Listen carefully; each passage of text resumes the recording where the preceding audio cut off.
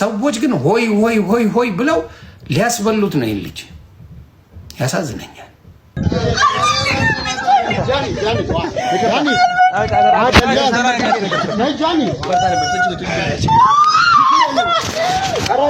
ያደርጋት የቴድሮስ ሲሆን ወይ ከሰሜን የመጣ እያሉ ነበር።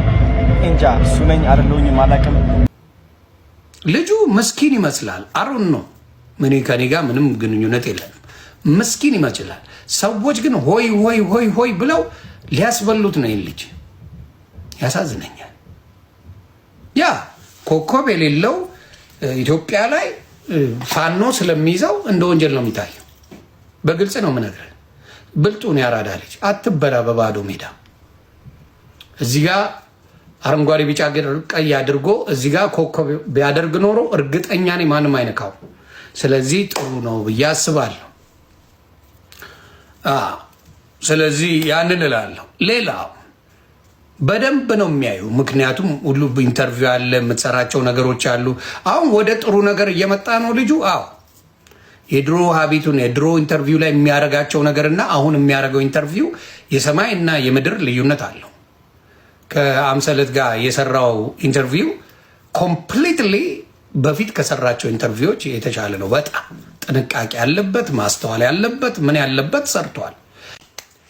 በእነ አዶናይ ጉዳይ ምን ሲል ነበር? ህዝብ ምን ሲል ነበር? እስቲ ንገሩኝ። ምን ሲል ነበር? አለባበሳቸው ኢትዮጵያ ወጣቶችን ሊያባልጉ ነው። አለባበሳቸው እንደዚህ ነው። ቲክታክ አዋርድ በቃ የተዋረደ ነው። ያልሰራ ቪዲዮ የለም። አረ ቲክታክ አዋርድ የተዋረደ ነው። ቲክታክ አዋርድ ከነስሙ የተዋረደ ነው ሲል ቆይቶ መንግስት ህዝብን ሰምቶ እርምጃ ሲወስድ ደግሞ መንግስት ባለጌ ነው።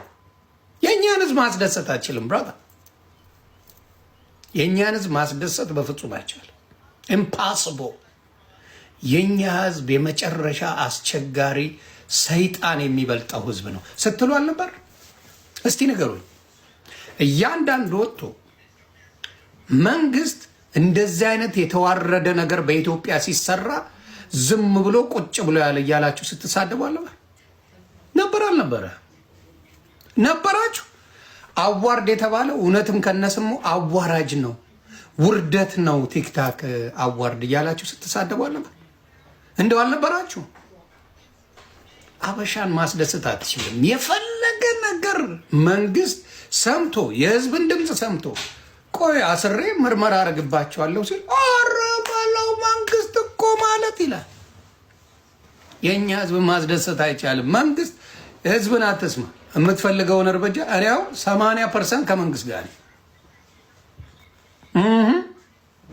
ጉቺዬ እኔም ብያለሁ። እንግዲህ ሶሻል ሚዲያ ላይ ሰምተናል። ህዝቡ በሁለት ተከፍሏል። እኔ አልደድብም አልሰግጥም ከሚሉኝ ነው። ብዙ የሃይማኖት አባቶች አንደድብም አንሰግጥም ብልግና ነው፣ አለባበሳቸው ብልግና ያለበት ነው። የተወሰኑትን ጠርቶ ህዝብ ብሏል ብለናል። አስተያየት የተሰጠባቸው ሰዎች አሉ አስተያየት ተሰጥቶባቸዋል። ይህን የተሰጠውን ህዝብ መንግስት አየ። ኦኬ ነው። ህዝቡ ምናልባት ፖይንት አለው። ህዝቡ ምን አለው? የተናገረው ንግግር ትክክለኛ ነው። ስለዚህ ህዝብ ያለውን እንወስዳለን ብሎ እናጣራ፣ ምርመራ እናደርጋለን ሲል ተመልሳችሁ ደግሞ አቤት አቤት አቤት አቤት ትላል። ይሄ ነው የኛ ህዝብ። ማስደሰት አይቻልም። አትችልም ማስደሰት። ማንንም አታስደስትም። ስለዚህ መንግስት ምን ወርቅ ቢያነጥፍ ኢትዮጵያ ላይ ፋንድያ ነው የሚለው። ራሳችሁ ብላችሁ ራሳችሁ እነዚህ ትውልድን ያበላሻል ብላችሁ መልሳችሁ ግን መንግስትን የምትወቅሱ ሰዎች በሰላም ምንድን ነው የምታጨሱት? ምንድን ነው የምታጨሱት?